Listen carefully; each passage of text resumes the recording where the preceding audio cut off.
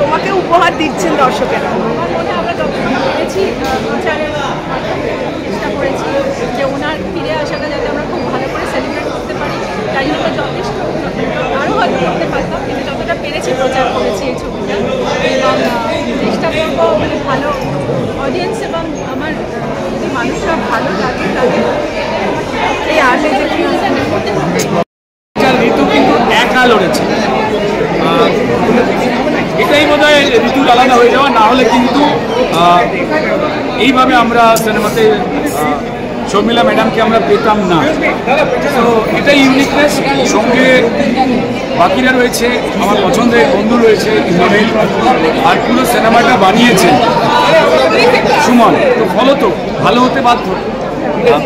পুরাতন নাম হলেও তার মধ্যে নতুনত্বের স্বাদ পাবো, বা যে পুরনো জিনিসগুলো আমাদের এখনো মিস করায়, মন খারাপ করিয়ে দেয়, সেগুলি ফুলের গন্ধের মতো, সেটা নিশ্চয়ই পাবো। ঋতু চিরকালই সুন্দর, চিরকাল সুন্দর অভিনয় করে।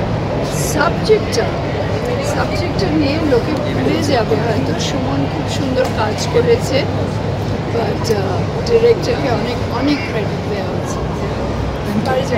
এসেছি এটা জেনেও যে আমার কোনো ছবিতে দেখা হবে না, তার কারণ মূলত হচ্ছে একজন মানুষ যিনি হচ্ছেন সুমন ঘোষ।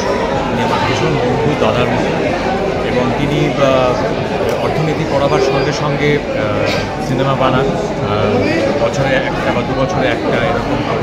তার এই সিনেমার প্রতি ভালোবাসাটা কতটা সেটা আমি জানি। তার পরিবার আমার পরিবারের মতো প্র্যাকটিক্যালি, সেই জন্যে মূলত এসেছি। তবে তার সঙ্গে নিঃসন্দেহে একটা অ্যাডেড আকর্ষণ আছে, সেটা হচ্ছে সন্ধ্যা ঠাকুরের মতো একজন মানুষ after such a long time তিনি বাংলা ছবি করেছেন। আমি মানে আজীবন ফ্যান থাকবো, সেটাও নিঃসন্দেহে একটা খুব বড় খবর। এই গোটা টিমকে, গোটা পুরাতনের টিমকে আমার তরফ থেকে অনেক অনেক শুভেচ্ছা। আর এখানে যদি ছবিটাতে শুধু অভিনয় করেছে তাই না, ছবিটার প্রযোজকও বটে। তো এরকম মনোযোগী ছবি প্রযোজনা করার জন্য ভাবনা। আমি অবভিয়াসলি ট্রাফিকে লেট, ঠিক আছে। আমি ওনার ভিডিও দেখেছি আজকে, কালকে রাত থেকে এয়ারপোর্ট দেখেছেন। আমার ভীষণ ইচ্ছে যে আমরা তাকে রাখতে দেখা যাক। আমি ওয়েট করছি বাইরে, আর আমি শুনেছি ভেতরে ভিড় উপচে পড়ছে, বসার জায়গা নেই। খুব ভালো লাগছে, বাংলা ছবির জন্য এসব হচ্ছে। পুরাতন দেখার ইচ্ছে আছে। সুমনদা অনেকবার বলেছে, আর আমি সুমনদার কাজ পছন্দ করি, দেখতে চাই। Thank you. কতটা এক্সাইটেড যাচ্ছে? নিজেও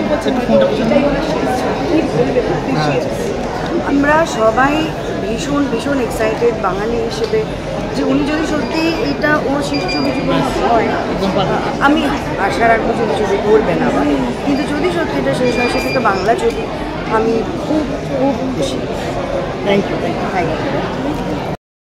বাংলা ছবিতে কী বলবে? নস্টালজিয়া নিশ্চয়ই, নস্টালজিক। মানে আমি তো ভীষণ ফ্যান ওনার ছোটোবেলা থেকেই, এবং আমার খুব ভালো লাগতো। অনেকেই আমি শর্মিলা ঠাকুরের মতো ইন্টারনেট জালে টোল করে, ওটাতে আমার একটা ভীষণ কী বলবো ভালো লাগা তৈরি হতো। তো আজকে এত বছর পর ওনাকে আমার ছবিতে দেখতে পাবো, এটা আমার কাছে দারুণ লাগছে। Thank you.